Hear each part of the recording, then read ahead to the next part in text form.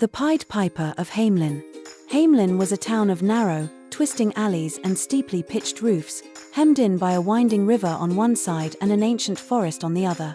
Its people were as proud as they were superstitious, a prosperous merchant class who measured virtue in coin and kept faith with their gods only when misfortune darkened their doorsteps. Such misfortune arrived in the year of the Great Rat Plague.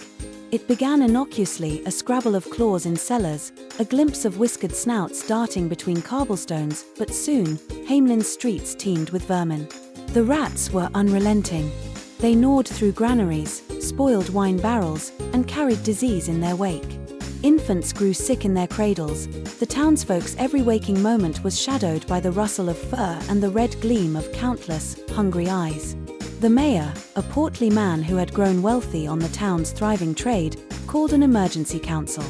Merchants, bakers, and guild leaders gathered in the great hall, their voices raised in panic. "What is to be done?" they cried.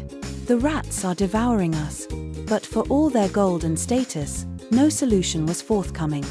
Then, as the din of debate reached its peak, the doors to the hall swung open, and the stranger entered. The stranger. He was unlike anyone the people of Hamelin had ever seen.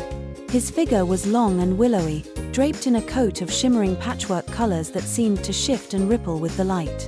His face was pale and angular, his smile both inviting and unnerving, and his eyes held an otherworldly gleam, a glint of mischief, or perhaps something far darker.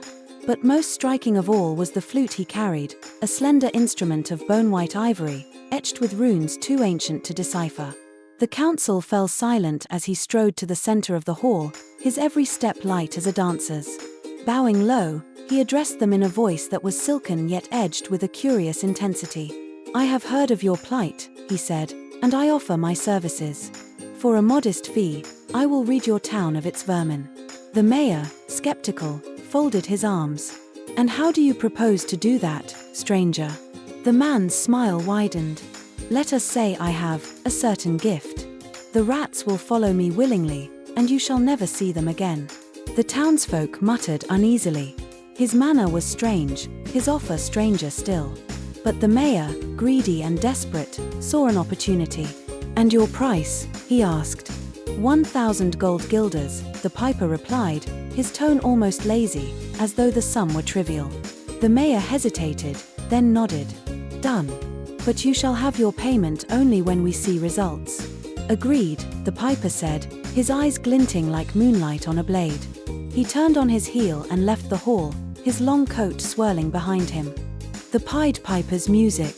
At the stroke of midnight, as the town lay cloaked in uneasy slumber, the piper stood at the edge of the market square and lifted his flute to his lips. The first note pierced the silence, high and clear, reverberating through the narrow streets like the call of a hunting horn.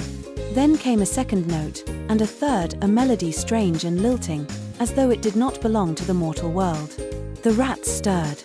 From cellars, from attics, from the shadows beneath beds and the spaces between walls, they came in a living tide. Their eyes gleamed red in the moonlight, their claws scraped against the cobblestones. But they were not frantic, not chaotic, they moved in perfect unison, their countless bodies swaying in time with the piper's eerie tune. He played on, and the rats followed. Through the streets they poured, through alleys and across bridges, until the piper led them to the banks of the river. There, his melody shifted, an aching, mournful dirge that seemed to whisper promises only the rats could hear. One by one, they plunged into the water, their tiny bodies vanishing beneath the current, until not a single rat remained. As the first rays of dawn painted the sky, the piper returned to the town square. The people of Hamelin gathered around him, cheering and laughing, their faces alight with relief. "Your town is cleansed," the piper said, his tone cool. "Now, my payment." Betrayal. But the mayor, emboldened by the crowd's gratitude, waved a dismissive hand. 1,000 guilders for a few notes on a flute. "Preposterous. We'll give you 50, and count yourself lucky." A ripple of laughter spread through the crowd, their earlier fear forgotten. The piper's smile did not waver, but his eyes turned cold as frost. 50 guilders, he repeated softly. "Is that the worth of your honor? Of your word?" The mayor's face darkened. "Take the 50, or take nothing at all." For a moment, the piper stood silent. Then, without another word, he turned and walked away, his colorful coat vanishing into the shadows of the forest. The townsfolk returned to their celebrations, thinking the matter ended. They were wrong. The children's march. The next night, as the town slept soundly in the belief that their troubles were over, the piper returned. He stood once more in the market square, but this time his melody was different. It was a wild, jubilant tune, as if the very air had been set aflame with delight. It slipped into the dreams of the children, pulling them from their beds with an irresistible compulsion.